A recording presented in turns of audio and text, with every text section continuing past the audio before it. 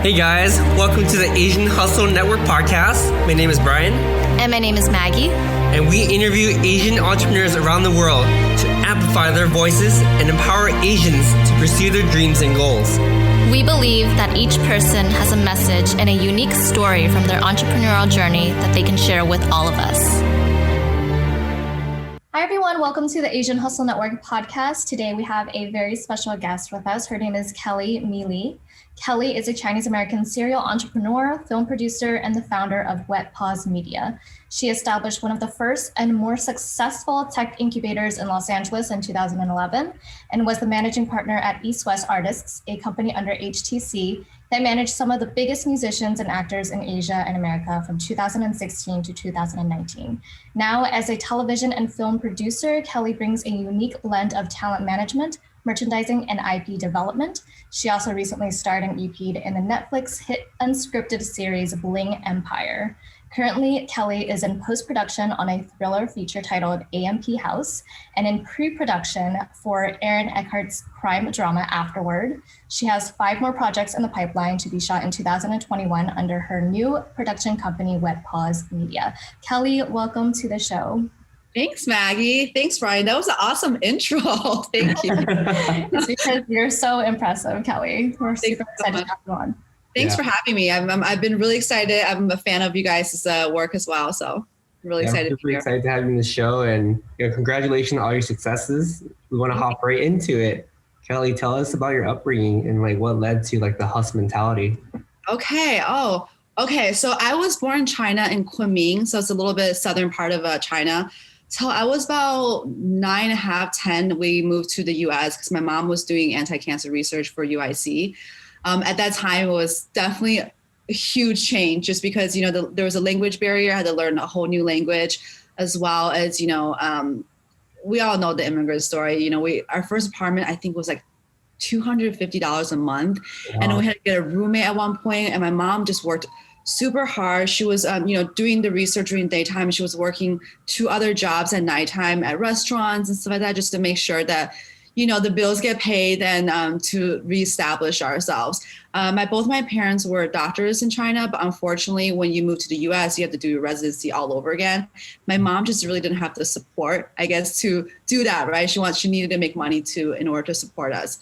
My dad at the time, he came out, his visa was under my mom, so legally he wasn't able to work. And so he did little odd jobs here and there, like washing carpets and stuff like that. After a year, I think as a man, he just ego kind of got in the way, where he just didn't really, he just didn't speak the language. He didn't really have a group of friends here, and he didn't really want to work weird jobs. So he ended up going back to China, and he just never came back. So my mom and me kind of was, my mom raised me single mom. And then she just worked really hard and rebuilt herself. By the time I started going to high school, we moved to a really nice suburb. So I was able to attend, better school. And just from there, she really just established herself. I think that's where I really got my, entrepreneurship mentality from. It's just really my mom. Wow, your mom is so strong. And did you come to LA, or did you go somewhere else? My mom actually still lives in Chicago right now, so I really hope that she moves out to LA soon. I'm finishing my new house right now, so there's a lot more extra rooms for her and my grandma. My mom's been taking care of my grandma by herself for 20 something years, and she's amazing. Wow. Yeah. A lot of props to your mom. She's definitely super strong. And so back in Chicago, how was it like growing up in Chicago? When your parents had moved to the US, I'm sure it was very hard for them, having a language barrier and everything like that. What was your upbringing like in Chicago, and how did that shape your Asian identity? Yeah. Did it make you more confident in being Asian, or because right now, we want to dive deep into it later, but the Asian representation, the media part, it must have came from somewhere. And most likely it came from your childhood identity. We want to hear more about that. What I really appreciated with my mom was that she, she always kept me up with my Chinese culture. We celebrated all the Chinese holidays, but at the same time, the schools that she put me into were not all Asian kids. So the schools I went to growing up, elementary school, middle school, as well as high school, was very diversified. And I think that's why that I'm able to connect with a lot of different people. For me, like growing up, I think my mom also never really taught me like race in a sense, where I was just taught to treat everybody the same. So I have friends from all walks of life, all diversity, and doesn't matter like if they're rich or poor. So I think that was also really great. So in my mind, it was funny because I didn't really realize race was a thing. I don't know if it's not really naive or whatever, but I just didn't really realize it's an issue until later on in life, just because I was taught to, treat everybody exactly the same. But during the weekends, we always, always surround ourselves with a lot of, Chinese and Asian friends. And then, during the weekdays when I went to school, I have my friends who are, who are Indian, who are white, who are Chinese, who are Black. So just kind of all diversified. And then my mom also, she for fun, she watches Chinese soap opera. So I got really into it with her. And that's also, I think, one of the things that kind of kept me up with my Chinese culture as well. Wow. Yeah, that's really awesome to hear how connected you are and how you view the world too. It's very diverse. And we hear, so we looked you up online and we noticed, about your hustles and everything. And we understand that we won't dive into like you and your ex-husband. Like we'll let people listen to that in different podcasts. But right now we want to focus on you. Okay. We want to hear about like the first turning point. What was your first hustle like? And how did it lead to like where you are today with your media companies and producing Bling Empire? Mm-hmm. How does it all connect together? I'm curious. Yeah, you're super successful, and we just love to know like where you got, how did you kind of build this grit and hustle mentality? I know you got a lot from your mom, and we'd love to know like, the process of building so many companies. Yeah, going from like zero to now, like what was that entire journey like? Yeah, I don't even know. Like I think, God has a weird way of leading me into things, and I'm kind of just here to do his work and, follow the way it's supposed to. I think the hustle mentality really started when I was like, I think at 12, as soon as I was able to babysit. So starting then, I think by the age of 12, I've never really asked my mom for money. So start babysitting, start working at restaurants. And when I turned 18, I got my life insurance license. As soon as I turned 18, like the day after, I went and got my life insurance and health insurance license. And I started working for New York Life. And even during the time I was doing I was going to school and I was doing that. And I was going to school for finance. So I was doing personal banking as well with this bank called Harris Bank. But at nighttime and in the weekends, I was always still at, working at restaurants and working at nightclubs. So I'm like a social person. So for me, I'm like, if I'm going to be out, I'd rather be making money, right? So just one thing led to another. By the time I was, I started really, my passion at the time was really food and beverage. So I loved the just the energy, and I love, making people happy. So I quit actually my finance job, and I actually dropped out of school, and I started just really focused on food and beverage. I helped open a bunch of nightclubs and restaurants in Chicago. And then when I came out to LA, one time I experienced boutique hotels, because at that time in Chicago, locals didn't really hang out at hotels. Hotels in Chicago were very corporate. It was like Hilton, Hyatt, Marriott. There weren't any like boutique hotel scene. And then when I came out to LA, and then it was like, I think I stayed at the Mondrian. This is years ago when it was all white and there was a sky bar and people were partying. Locals were, just having a great time. And I was like, wow, this is what I want to do. So I actually went back to Chicago, packed 2 bags, moved to LA about 2 weeks later, and had no plan in place. A week later, I got a job to open up just a boutique hotel, but I ended up doing 2 hotels for them.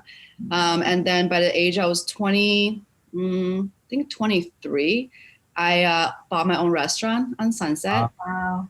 Because I was, at that time was 18 hours a day, 7 days a week. I had literally no break. So I was like, why am I doing this for somebody else? I'm like, I need to be doing this for myself. So that was my first business, and I sold it about 3 years later. And then during that time with the restaurant, I also opened up a private lounge called Jim Morrison's. It was Jim Morrison's old apartment, so it's called the Morrison Room. And it was one of the speakeasy places where, no press, no pictures allowed. You walk through a dark alley. You have to follow the light of Lizard because he's the Lizard King, and find this like lounge that has beautiful view that looks over sunset that nobody even knew existed. So that was such a great experience for me, but I was just burnt out. So after I sold my business and that, I started getting into tech investment. And then at the time, me and my ex started one of the first incubators in Los Angeles. And we've invested over, a little bit over 30 startup companies. And and then they're just all really great companies. They're all still doing really well. I'm just really, proud of just seeing how I love seeing business starting off with a seed and just really grow and then it grows into this and some of the companies, hopefully they'll go IPO soon, and just being able to see their journey it's amazing, and be able to support that as well, because at the end of the day, as entrepreneurs, we have to support each other. It's all about collaboration. It's all teamwork. It takes an army to make a project work. So everybody have to do their part, and everybody has to get the credit that's, due. And it's a team effort. And then let's see, after that, I was, at the time I was just hanging out with a lot of my friends who were in entertainment. There were a lot of artists and talent. And at that time, everybody wanted their own streetwear line. This is when Drake's OVO came out, everything. So I partnered up with a good friend of mine that I've known for years. His name is Joey Nagoy, and we end up establishing this company called Grayscale Lab, which we still have today. And the company started off by doing merchandise and brands and products for different celebrities and talents, and we worked with some amazing people.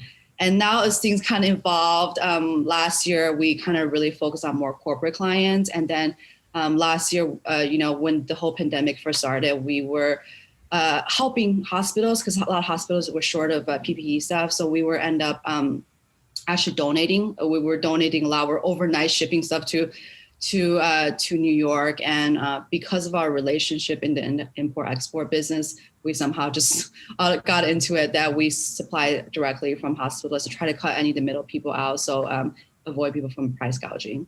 So that was that part. Wow. And then now with the entertainment thing, back to, because I have a lot of friends in entertainment, and one of my good friend and mentors and partners, name's Jason Ma. He started East West Artists. I think everybody knows Jason. Yeah. So, Jason at the time was looking for somebody to kind of partner and then run his East West Artists, just because Jason is so busy. He was traveling all the time. Mm-hmm. So me and Jason spoke, and then that's how I got into East West Artists. And I was there for about 2 years. And then afterwards, I realized, I want to produce. I'm a business person. Producing is kind of like running a business where you're putting different parts together. But you never really get bored, because every project, it's its own quote unquote business. And once you're done, you move to your next one, kind of thing. So, and then that's one of the things that's my problem. One of the things is that I get bored sometimes when I do something. If I feel like I'm doing something over and over again, I'm like, okay, I need more. I need another challenge. I need I need something new. So that's also why I started producing afterwards. It's just a better fit for me for being an entrepreneur. Yeah. Wow, I love that. There's so much to unpack. I really want to unpack that, because there's a similar story to your story. Any other successful person we had on the podcast, it's like they took that risk, they moved to LA or New York or wherever on a whim, and kind of trusted that things would kind of unfold for them. And it's crazy, because when you look back, it makes sense.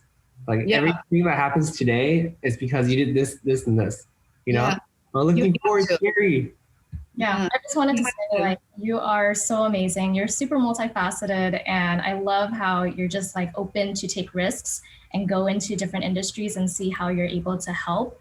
And I love, your whole hustle story is just super amazing. I love it. Thank you so much for offering to, just help the hospitals during COVID. That's just so amazing of you. Anything we have to do, because we have to view the society as one, right? Because we have to, unity is what really, it's I'm really hoping that we have more of, because people shouldn't look at each other like, this is you, this is me, this is your problem, this is my problem, because at the end of the day, we're all human, and we're guests on this planet, on Earth. Yeah, so we have to take care of each other.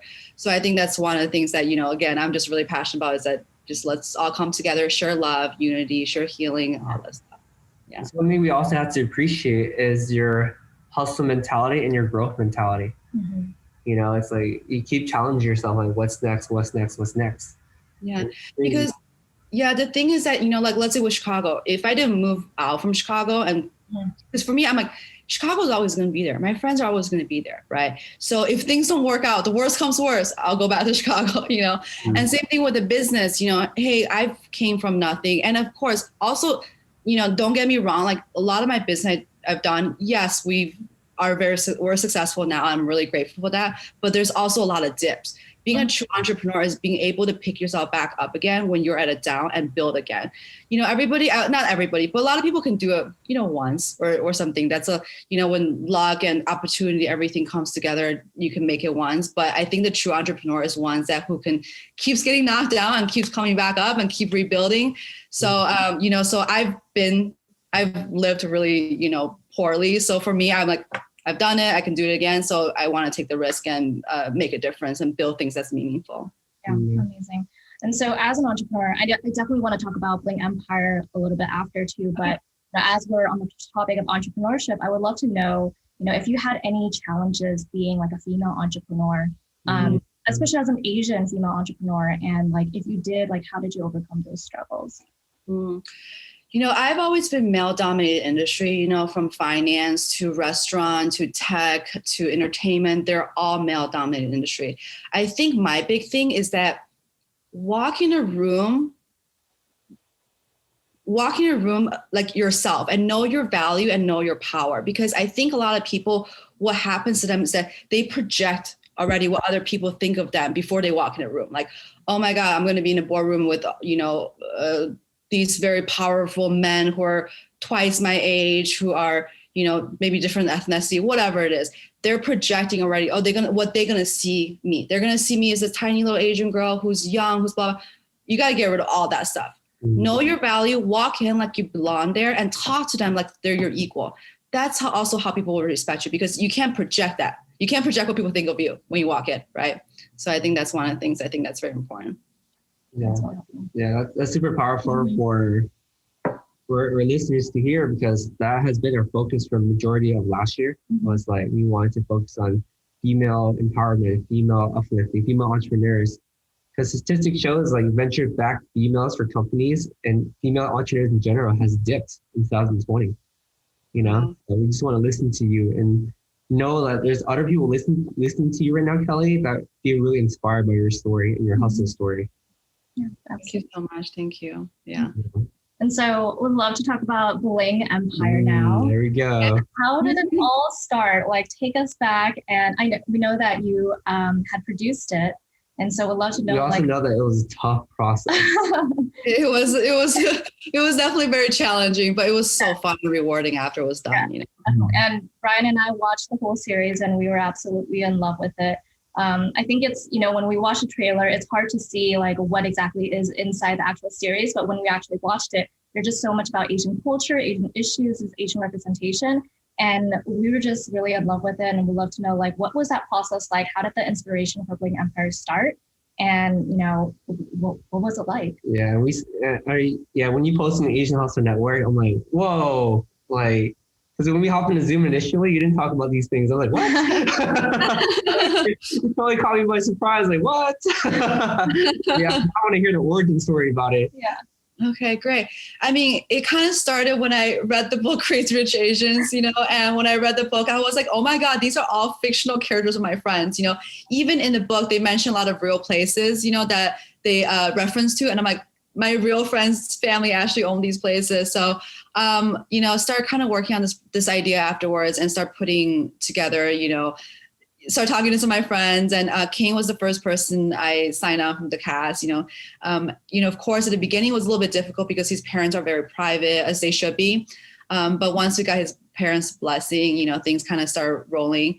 And then when I met Jeff Jenkins, and Jeff just such a veteran in this industry, and he's just the best at what he does, and being able to partner up with him, and he really helped me round the idea up a little bit more.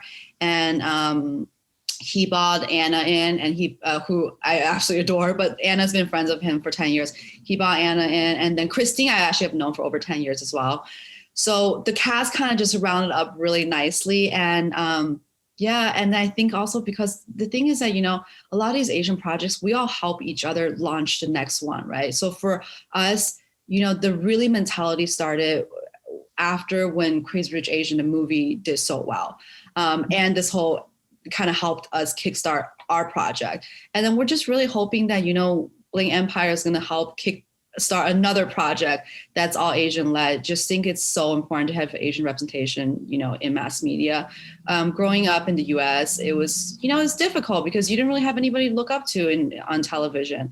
So, I remember when we were like younger, I was playing a game. It's like, which celebrity do you look like, and then my friends had all these things, all these people to pick from. And I'm like, Lucy Liu or Lucy Liu. I'm like, I had nobody to pick from, right? So, so I think also, this, again, being one of the first all Asian-led reality shows, just hope that we broke another barrier, because, there's just genre-wise, like there's now scripted movies, scripted TV series, sitcom, fresh off the boat. But now that, hopefully with reality, we're able to showcase the Asian culture and Asian community a little bit more as well. Thank you for that. I mean, I really appreciate the storyline and highlighting the different Asian cultures and diasporas, because we're not a monolith. A lot of people look at Asians like you guys are all Chinese. But when you look at empires, like there's Vietnamese, there's Korean, there's Chinese. We're Asian, but we're all different. And really thank you for highlighting that diversity, not only in the entertainment industry, but diversity in the Asian community, because we're all different from each other. And thank you for that. Yeah, absolutely. And we really hope that, when we get future seasons, we can really expand on that, because we only got 8 episodes. So there's so much we can do. And then I just think Asian culture, there's so much more we can talk about. So I'm just really hoping that, other seasons we can just expand on the storyline, the narratives a little bit more. Yeah. Okay. And I think one thing to point out is that, I love how we're all celebrating that there is more Asian representation in media. When Bling Empire came out, we were all super happy that there is more Asian representation. But I think that I can speak for everyone that we would love to get to a place where it's normal. It's normalized to have more Asian representation, and I don't know when that's going to be, but I think we're, taking the right steps to get there. Yeah. It's going to be a journey, and it's a movement. And then all we can do is just project by project, day by day. And also, one of the things that it's very important to have Asian representation in front of cameras, but as well as back to cameras, So there's a lot of amazing filmmakers, costume designers, as well as, like production designers, all that stuff. So just hope that there's going to be more in front of camera as well as back to camera. Yeah. We love the positive sides to the story, but at the same time, we understand that by running Asian Hustle Network, a lot of people in our community do get discouraged with the answer no. Oh, they said no, my idea is not good, and they just turn away. And we understand that producing the series is not an easy task. I'm pretty sure you heard no a lot. Oh yeah. Can you kind of highlight that moment where you're like just taking in all those no's and trying to like navigate that and just still stay strong with your vision? Because it's super important for the audience to hear, especially the younger audience, because we get discouraged when people tell us no, especially someone who's older and quote unquote more established and powerful. And we hear that, it's like, oh, they're right, maybe they're right, and we doubt ourselves. But we want to hear from you, and how do you overcome that in your own experience by producing the show? I actually love the word no, just because for me, I think the worst thing is for somebody not answering you back. Like, I'm like, nope, perfect, that's not it. Because then then you know that you're closer to a yes, right? And then the thing is that, again, believe in your project, believe in your vision, believe in your product, and just really believe in yourself. Because, I think also the thing with with no's, that we all get a lot of no's, and the people who are successful are the ones who are doesn't get them down. And then just also a little bit with I'm a very emotional person, because that's one thing I've been working on the last couple of years, is being more vulnerable. But with business, a lot of time you have to remove the emotion from a word. So no doesn't have to be a negative word. It could also be a positive word if you put your emotion to it. Take the emotion out of it. Sorry, no.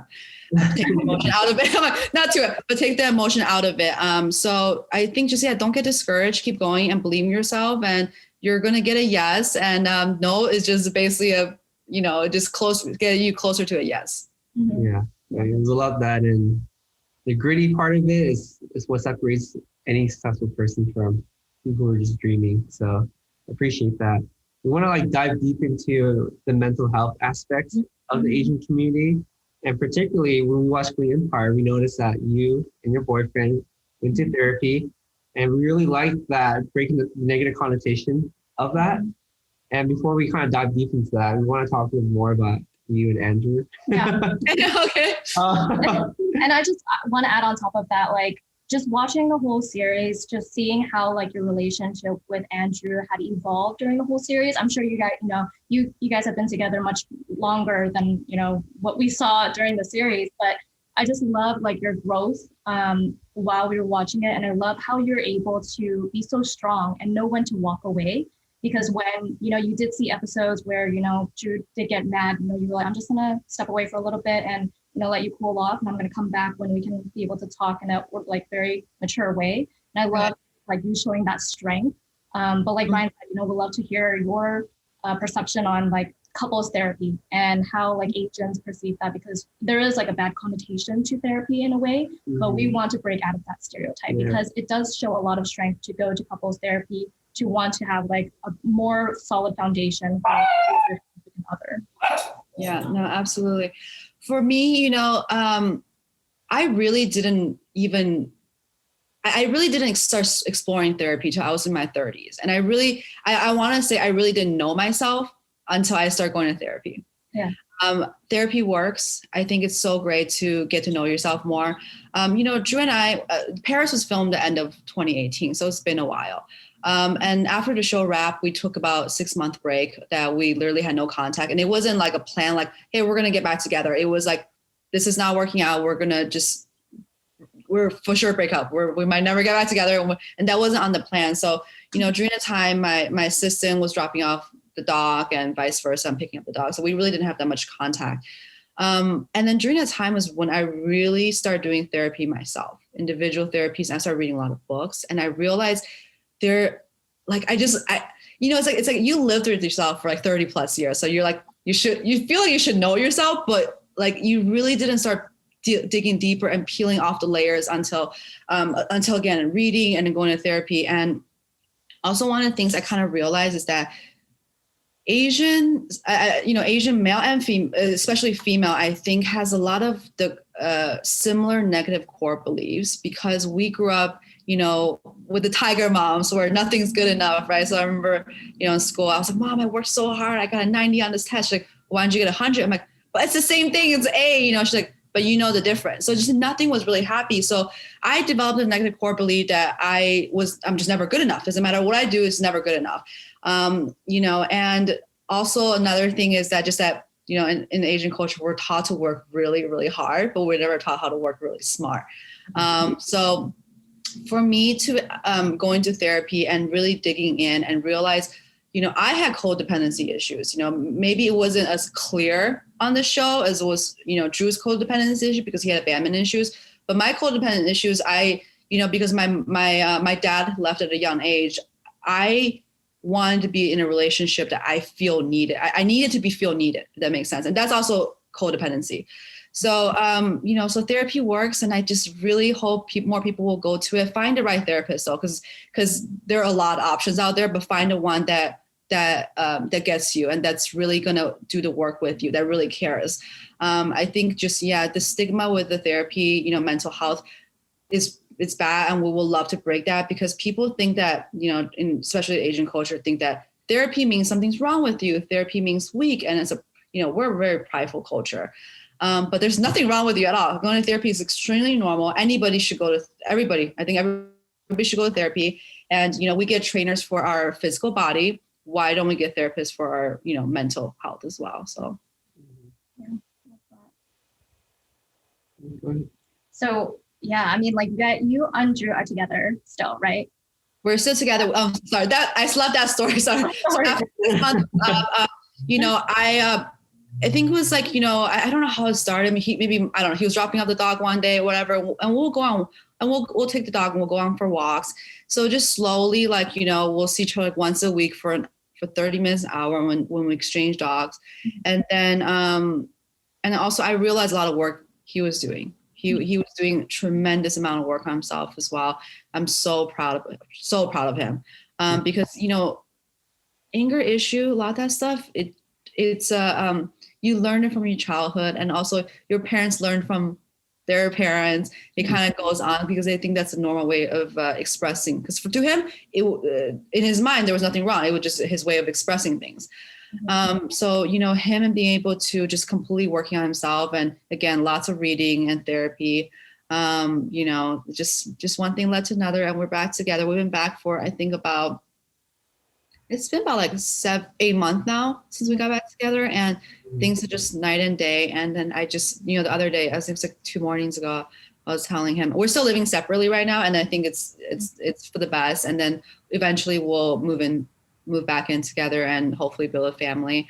But the other day I was talking to him. I was like, you know, for the first few years of our relationship, my heart always wasn't settled. I always had so much anxiety, always like, don't know what's going to come and don't know what's going to tick and don't know like when the, you know, next big thing out of nowhere is going to happen. Where like now I just feel like when I wake up in the morning, I feel grounded, I feel calm, I feel peace. And that's just such a beautiful feeling. Yeah. I am cheering for Drew. You know, I cheering him the whole time because I mean, I'm not sure if I say it in the podcast, but I do resonate some of his anger issues. And I just think that there's more to that, because I think that in Asian culture, like the guys are like typically more angry, you know, and it's generational trauma. And I'm always cheering for him because it took personally for me a while to like overcome that issue. And nowadays I'm just pretty much a hippie. You know, I'm just like really but I'm really cheering for him, and I really appreciate that you guys are working things out and cheering for you guys to see each other hopefully in season 2, you know? I'm hoping season 2 as well, and I hope that the audience will be able to see the loving and the caring side of him, because, you know, he really has he has such a pure heart, and it was just so, you know, that we weren't able to see too much of it during season 1, because during filming we were going through a difficult time, you know, personally as well. So of course the camera will catch all that stuff. So I'm just hoping season 2 that we'll be able to see a more round, you know, and a caring side of Drew.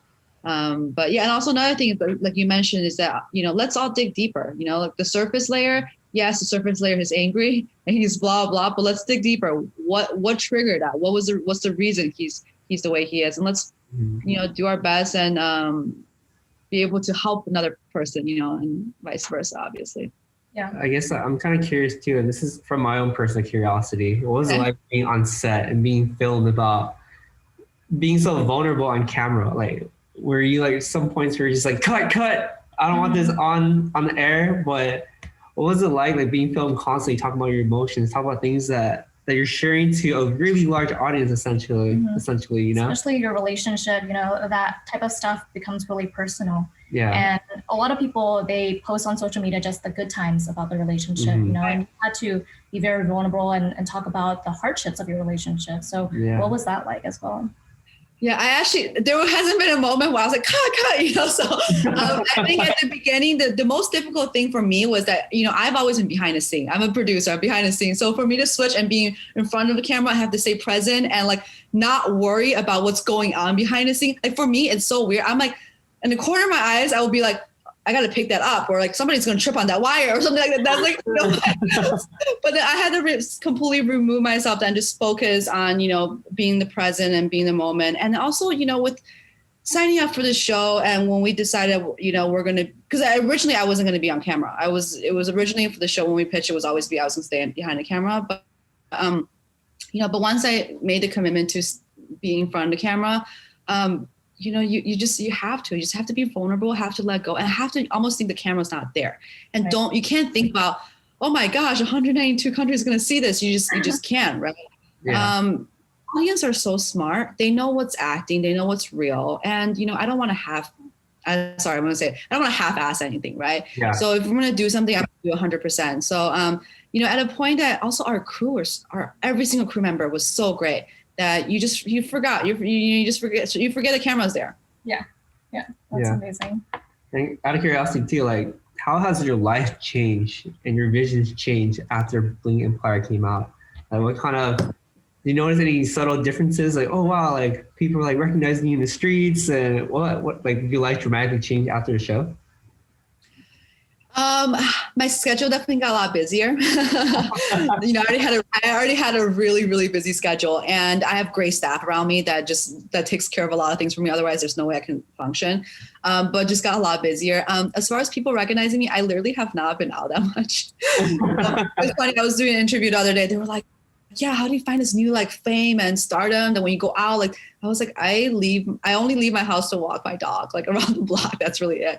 But I'm hoping that when things are, opening up and more, and then we're able to just, connect with the fans. I try my best to, as much as I can through, DMs and all that stuff to connect with everybody, just because there's a lot of great stories out there as well. Like a lot of, because of what I showed on, on television, a lot of women are opening up to me about their relationships and their problems, as well as, we share books with each other, so people would recommend books for me and I'll recommend books for them. And, I just would love to build a community of just that we can all heal together and just all share more love together.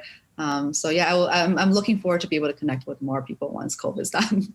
Yeah. Oh, I love that. Yeah, I definitely think that all of the females had really looked up to you just because, of everything that happened in the series. So thank you so much for being such an inspiration. And so this was recorded before COVID, right?